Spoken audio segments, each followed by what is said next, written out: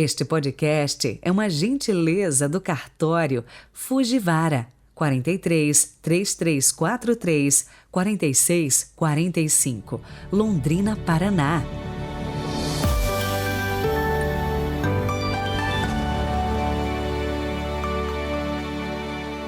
Sexta-feira, 27 de maio de 2022. O final de semana chegou e tem solenidade no domingo, a Ascensão do Senhor. E hoje, quem nos faz companhia é Santo Agostinho de Cantuária. Rezemos. Pelo sinal da Santa Cruz, livrai-nos Deus, nosso Senhor, dos nossos inimigos. Ó Deus, fazei que a pregação do Evangelho por toda a terra realize o que prometestes ao glorificar o vosso Verbo, para que possamos alcançar, vivendo plenamente como filhos e filhas, o que foi anunciado pela vossa palavra. Amém.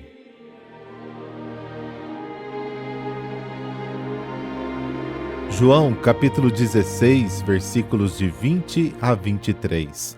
O Senhor esteja convosco, Ele está no meio de nós. Proclamação do Evangelho de Jesus Cristo segundo João. Glória a vós, Senhor. Naquele tempo disse Jesus aos seus discípulos: em verdade vos digo, vós chorareis e vos lamentareis, mas o mundo se alegrará. Vós ficareis tristes, mas a vossa tristeza se transformará em alegria. A mulher, quando deve dar à luz, fica angustiada porque chegou a sua hora, mas depois que a criança nasceu, ela já não se lembra dos sofrimentos, por causa da alegria de um homem ter vindo ao mundo. Também vós agora sentis tristeza, mas eu hei de ver-vos novamente, e o vosso coração se alegrará, e ninguém vos poderá tirar a vossa alegria. Naquele dia não me perguntareis mais nada. Palavra da salvação. Glória a vós, Senhor.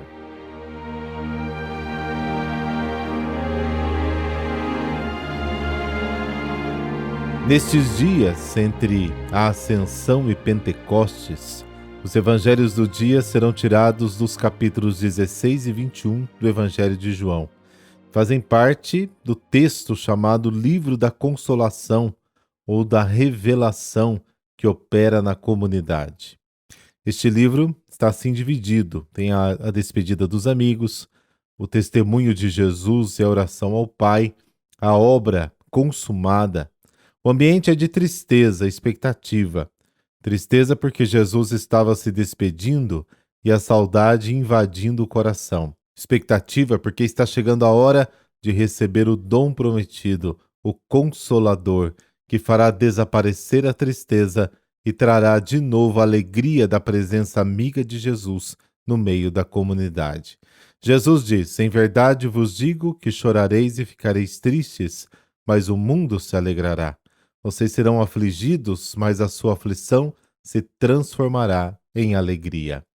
A frequente alusão à tristeza e ao sofrimento expressa o ambiente das comunidades do final do primeiro século na Ásia Menor, hoje Turquia, para as quais João escreve o seu evangelho. Eles viviam em uma situação difícil de perseguição e opressão que causava, é claro, tristeza.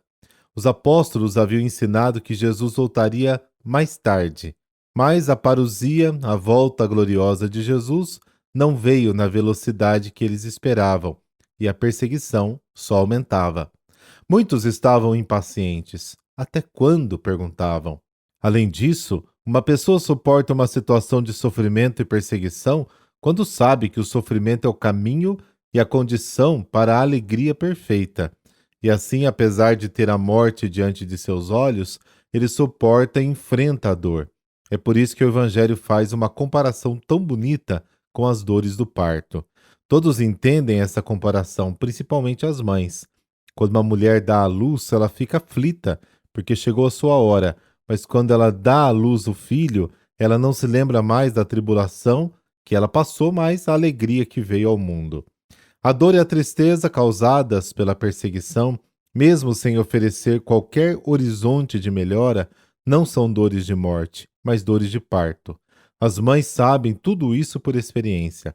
A dor é terrível, mas elas aguentam porque sabem que a dor é fonte de uma nova vida. Tal é a dor da perseguição aos cristãos, e assim qualquer dor pode e deve ser vivida, isto é, à luz da experiência da morte e ressurreição de Jesus. Quando há um sentido para aquela dor, tudo então muda no nosso ser. Jesus explica a comparação. Assim também vós agora estáis tristes, mas eu vos tornarei a ver, e o vosso coração se alegrará, e ninguém vos poderá tirar a vossa alegria. Esta é a certeza que dá coragem às comunidades cansadas e perseguidas da Ásia Menor e que nos faz regozijar no meio da dor. Como diz o poeta, dói, mas eu canto. A expressão naquele dia indica o advento definitivo do reino, que traz consigo sua clareza. Na luz de Deus não haverá mais necessidade de pedir nada. A luz de Deus é a resposta plena e total a todas as perguntas que podem surgir do coração humano.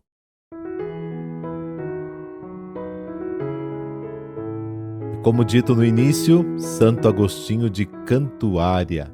Ele era um monge beneditino no mosteiro fundado pelo Papa Gregório Magno. Foi justamente este Papa que ordenou o envio de missionários às Ilhas Britânicas. No final do século VI, o cristianismo já tinha chegado à Grã-Bretanha, mas a invasão dos bárbaros saxões da Alemanha atrasou sua propagação e quase destruiu totalmente o que fora implantado. Santo Agostinho renovou o trabalho missionário nesta ilha. Em 597, para lá partiram 40 monges, todos beneditinos, sob a direção do monge Agostinho.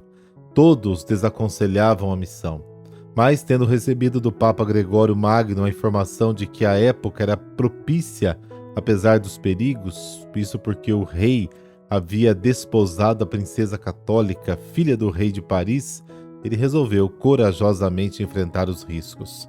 A chegada foi triunfante. Agostinho, com a ajuda de um intérprete, colocou ao rei as verdades cristãs e pediu permissão para pregá-las em seus domínios. O rei impressionou-se com a coragem do monge e ele mesmo recebeu o batismo, seguido de muitos súditos. Agostinho foi nomeado arcebispo de Cantuária, primeira diocese fundada por ele. Agostinho morreu no dia 25 de maio de 604, sendo sepultado na igreja de Cantuária, que ainda guarda as suas relíquias. Santo Agostinho de Cantuária, intercedei por nós junto a Deus, para que jamais temamos abraçar nossa missão e que nos sintamos sempre apoiados pelo poder divino para chegarmos a um feliz termo à nossa jornada. Amém. Por intercessão de Santo Agostinho de Cantuária, dessa bênção de Deus Todo-Poderoso, Pai, Filho, Espírito Santo. Amém. Bom final de semana para você. Fique na paz.